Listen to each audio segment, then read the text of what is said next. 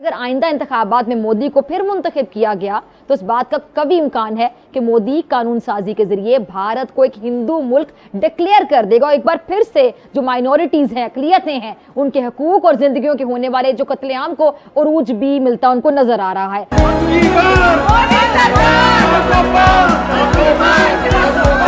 Nominate हुए हैं Indian prime minister Nobel prize के लिए, उसको मिल जाएगा। उन्होंने अपना असर रसूख बढ़ाया। पाकिस्तान का क़याम दो कौमी नजरिए की बदौलत वजूद में आया, जिसके मुताबिक एक ऐसी ममलिकत का हुसूल जरूरी था जहां मुसलमान और दीगर मज़ाहिब न सिर्फ आज़ादी के साथ रह सके बल्कि मुकम्मल आज़ादी के साथ अपने मज़ाहिब की पैरवी कर सके।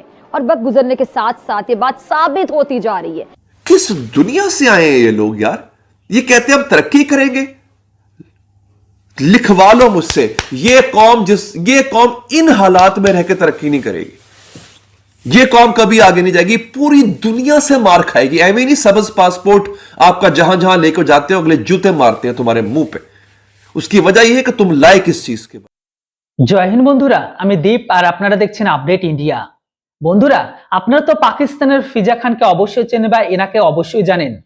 ইনি এখন ভারতের নরেন্দ্র মোদীর সম্পর্ককে নিয়ে যে সমস্ত কথাবার্তাগুলো বলছে, এটাতে ওনার একবার বোঝা উচিত যে কাউরের সম্পর্কে বলার আগে অবশ্যই একবার নিজেদের দিকটা দেখা উচিত, বা যেটাকে বাংলা ভাষায় বলা হয় অন্যের পিছুয়াড়া দেখার আগে অবশ্যই নিজেদের পিছুয়াড়াটাকে দেখা উচিত।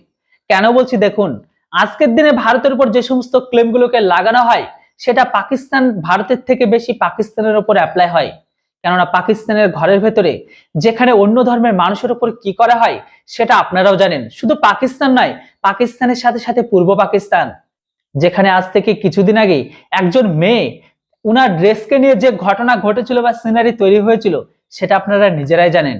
সেই দেশের লোকগুলো যখন এরকম টাইপের ক্লেম লাগায় ভারতের উপর, তখন ভাবুন তো তাদের মানসিকতা কতটা নিচু হলে এরকম বলতে পারে। কেননা আজকের দিনে পূর্ব পাকিস্তান হোক বা পাকিস্তানের ঘরের ভেতরে তারা ইসলাম ধর্মের মানুষগুলো, বিশেষ করে অন্য ধর্মাবলম্বী খ্রিস্টান, জৈন, হিন্দু, এদের উপর কি অত্যাচার করছে, এমনকি মন্দির থেকে শুরু করে অন্যান্য যে চার্চগুলো আছে সেগুলোকে পর্যন্ত ভেঙে দিচ্ছে।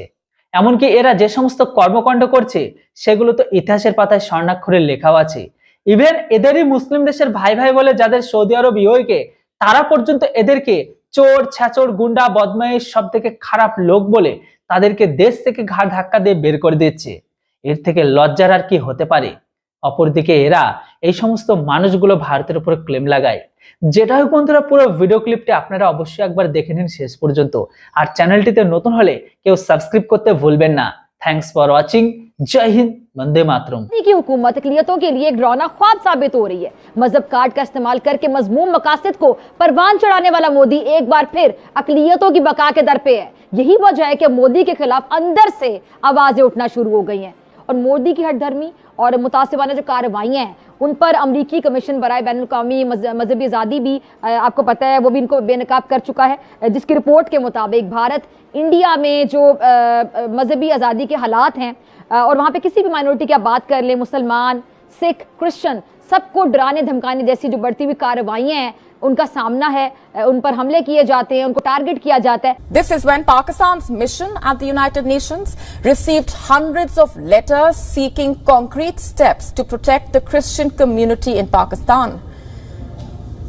You see, these letters highlighted the systematic persecution of the Christians in Pakistan, the unjust punishments that they are subjected to, citing blasphemy, the forced marriages of young Christian girls to older Muslim men, the usurping of land and belongings of Christians, and the forced conversions in various parts of Pakistan. अच्छा, अब यहाँ से ये चीज हमें observe करनी चाहिए कि पाकिस्तान से जो लोगों को ऐसा लगता है कि भाई उनके प्राइम मिनिस्टर ऐसे हैं या वो आपस में जो कम्युनिटीज हैं, मुस्लिम, हिंदू, ये चीजें जो भी इशूज हैं, सब उसको सपोर्ट करते हैं। ऐसा नहीं है, ठीक है, मुस्लिम भी उसको सपोर्ट करते हैं। ऐसा नहीं है कि तो पूरी सिटी आज इतनी है उसके पास आ रही है, ठीक है, तो मुस्लिम भी उसको हेल्प कर रहे हैं। डेफिनेटली अगर 2 दफा वो प्राइम मिनिस्टर बन चुके हैं तो वोट के साथ ही प्राइम मिनिस्टर बने हैं। हाँ, ठीक हो गया। आप एक लम्हे के लिए सोचिए कि इन जाहिलों ने इस्लाम की खिदमत करनी है।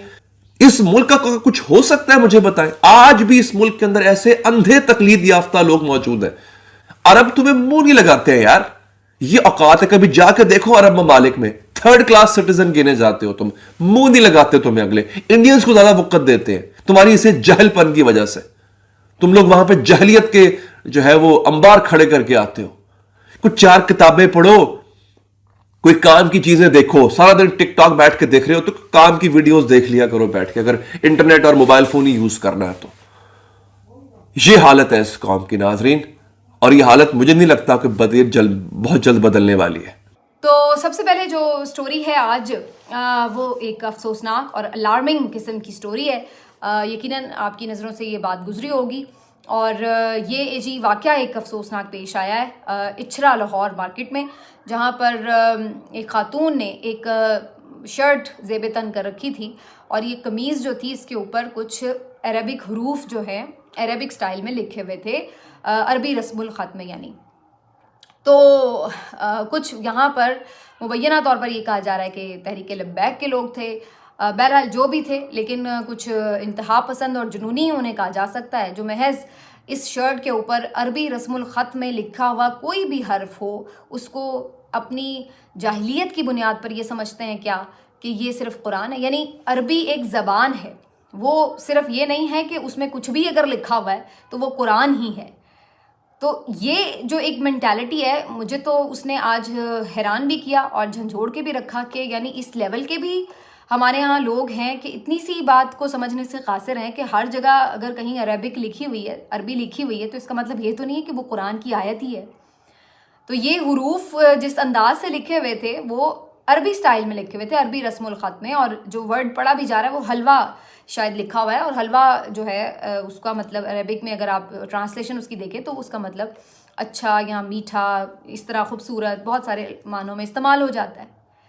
अब हुआ ये कि ये खातून वहाँ पर इन लोगों की नज़र में आई और फिर ये एकदम से मुश्तिल हो गए, ऑलमोस्ट चढ़ दौड़े थे इसके ऊपर, लेकिन वो लोग बिल्कुल ऐसा लग रहा था कि खुदा न खास्ता अगर ये खातून उनके हत्थे चढ़ जाती तो कोई भी नाखुशगवार वाक़या यहाँ पर हो सकता था। इटसेल्फ ये एक नाखुशगवार वाक़या है, लेकिन मतलब कोई भी नुकसान हो सकता था। जिस तरह वो इस वक्त जो पूरा हुजूम था वो मुश्तिल था, और उनका एतराज़ ये था कि कुरानी आयात लिखी हुई हैं जी, और ये वाली उन्होंने जो कमीज़ है वो ज़ेब तन कर रखी है, तो ये बेसिकली तौहीन हो रही है। तो ये उनका जो था एक मौक़िफ़ था इसके ऊपर।